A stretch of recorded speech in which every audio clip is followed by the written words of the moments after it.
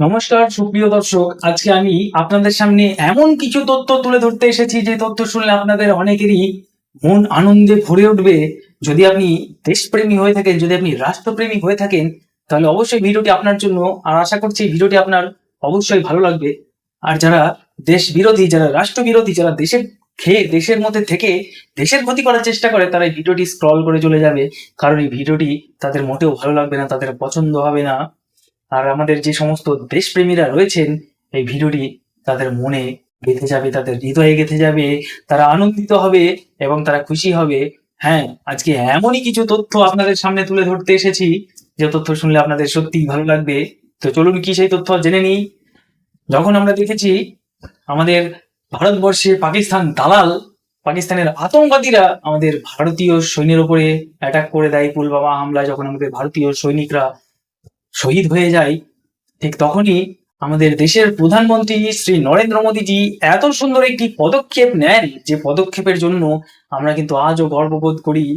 তখন নরেন্দ্র মোদীজি এই সিদ্ধান্ত নিতে বাধ্য হয় যে সিন্ধু নদীর সঙ্গে আমাদের পাকিস্তান দালাল আতঙ্কবাদীর দেশের সঙ্গে যে জলের চুক্তি হয়ে রয়েছে সিন্ধু নদীর জলে, সেই চুক্তিকে কিন্তু নরেন্দ্র মোদীজি বন্ধ করে দেয়, রদ করে দেয়। অর্থাৎ ভারত থেকে যে সিন্ধু নদীর জল ভারত হয়ে পাকিস্তান দিয়ে প্রবাহিত হতো, সেই জল কিন্তু নরেন্দ্র মোদীজি বন্ধ করে দেয়। এতে করে কিন্তু দালাল আতঙ্কবাদী পাকিস্তানের কিন্তু অনেক বড় ক্ষতি হয়ে যায়। তাদের কিন্তু চাষের ওপর যে জল, তারা সিন্ধু নদীর জল দিয়ে চাষবাস করতো, সেই জল কিন্তু তারা তখন পায় না, ফলে তাদের কিন্তু চাষের উপর একটা বিশাল বড় ক্ষতি হয়ে যায়। আর এটাই ছিল নরেন্দ্র মোদীজির একটা মাস্টার প্ল্যান।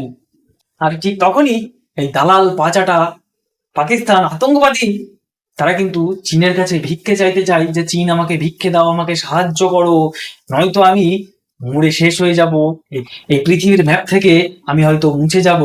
তাই দালাল চীনের কাছে পাকিস্তান আর্জি জানায় যে ভারত যেরকম আমাদের সঙ্গে সিন্ধু নদীর জলের চুক্তি বন্ধ করে আমাদের আতঙ্কবাদীর দেশে, আমাদের ভিকিরির দেশে যে জল ভারতবর্ষ থেকে আসা বন্ধ করে দিয়েছে, তুমি এর বিষয়ে কিছু একটা করো।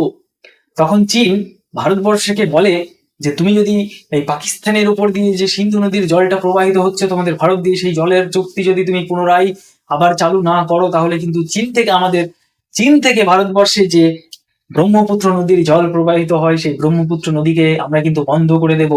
হ্যাঁ, আমরা সকলেই জানি যে আমাদের যে ভারতবর্ষে ব্রহ্মপুত্রর জল আসে, সেই ব্রহ্মপুত্র নদীর কিন্তু গেট রয়েছে চীনের কাছে। চীন কিন্তু চাইলেই আমাদের ব্রহ্মপুত্র নদীর জল কিন্তু সেই গেট বন্ধ করে দিতে পারে। আচ্ছা, এতে কি আমাদের ভারতের আদৌ কোনো ক্ষতি হবে? আসুন জেনে নিই ভারতের কতটা ক্ষতি হবে এবং কতটা ক্ষতি হবে না। এই ব্রহ্মপুত্রের জল যদি আমাদের ভারতবর্ষে চীন থেকে না আসে, তাহলে আমাদের ভারতবর্ষের কিন্তু ক্ষতি হবে, কিন্তু আংশিক পরিমাণ। কি পরিমাণ ক্ষতি? যে ক্ষতি আমাদের শরীর থেকে একটা লোমকে এরকম টেনে ছিঁড়লে ঠিক যতটুকু যন্ত্রণা হয়, ততটুকুই ক্ষতি হবে, এর থেকে বেশি ক্ষতি নয়। তার কারণ কেন বলছি, গুগল করে আপনি দেখে নিতে পারেন আমার কথা যদি বিশ্বাস না হয়।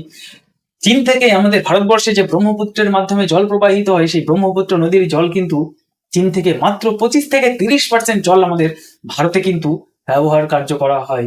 আর চীন থেকে আমাদের ভারতে কিন্তু ব্রহ্মপুত্রের মাধ্যমে মাত্র 25 থেকে 30% জলই আসে।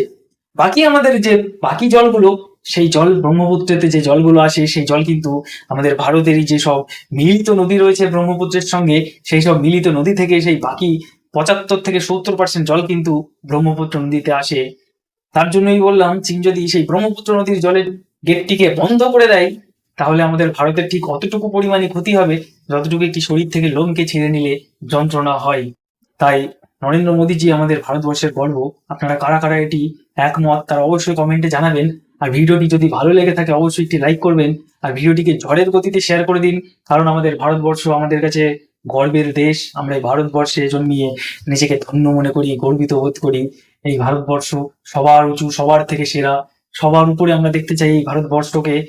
ভগবানের আশীর্বাদে হয়তো সেই দিন আমরা দেখতে নাও পেতে পারি, কিন্তু একদিন এই ভারতবর্ষ সমস্ত বিশ্বের মধ্যে 1 নাম্বার দেশ হবে, এই কথা আমি বলে গেলাম। হয়তো আমি থাকবো না, কিন্তু আমার এই ভিডিওটি থেকে যাবে আমার এই পেজে।